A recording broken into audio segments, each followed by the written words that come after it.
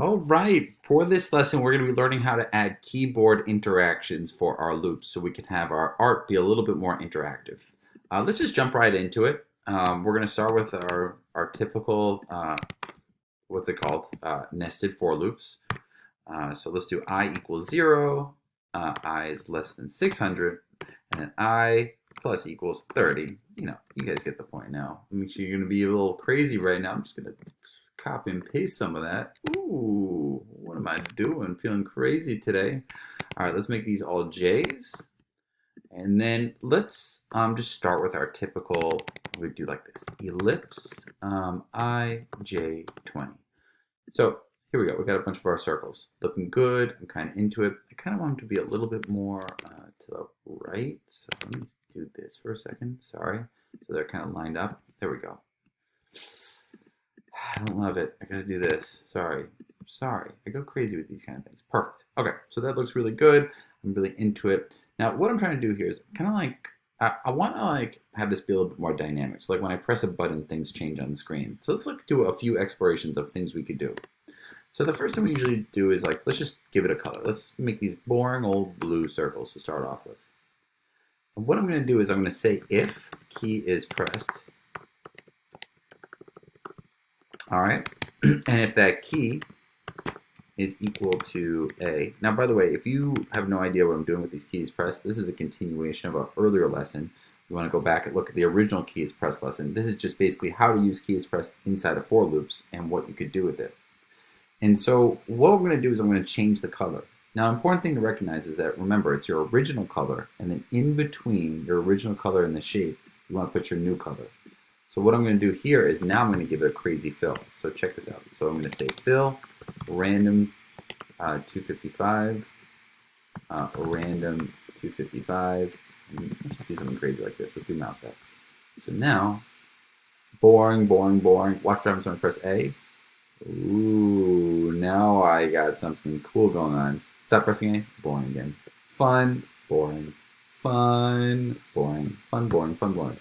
So that's like a fun little thing you can do, which is just when you press a letter, right, it starts changing the colors, and you can have this like fun little interactive thing going on.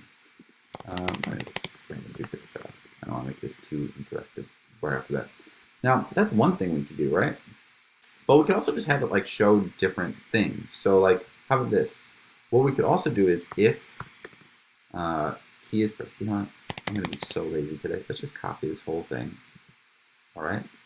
And under this, I'm going to put a new one.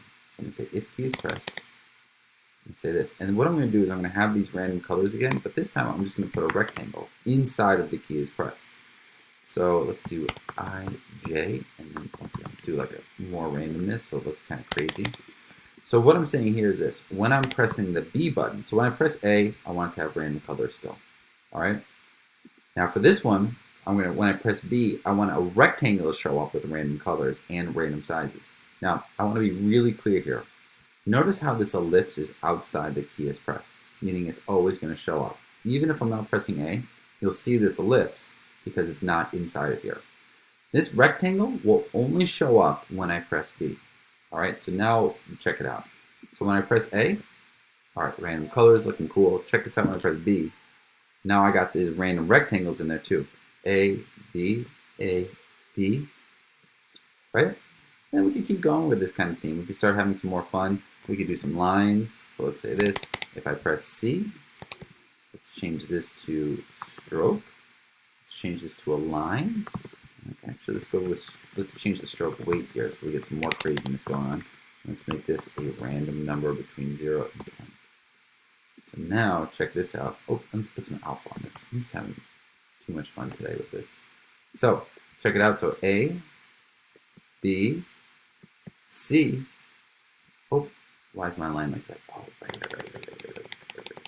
right. I need 4 numbers. Let's make this a random number between 0 and 600. Let's do another one for random 600. Okay. So now, when I press C, I'll get the random line. Oops. Okay, so A, B, C. Oh, that's kind of crazy looking, right? Let's bring that down. I want a little less alpha so I can see those circles a little bit better. C, Whoa, that is crazy, crazy, crazy. There's craziness in there, right? So now we have this piece of interactive art. You might have a seizure by now from looking at this. Maybe you don't. Maybe you do. But that's it. That's what we made today. I'm kind of into it. I don't know how you feel about it. Woo. Man, that's fun. All right, that's it. So remember, you can start adding key presses to make more interactive art. Peace.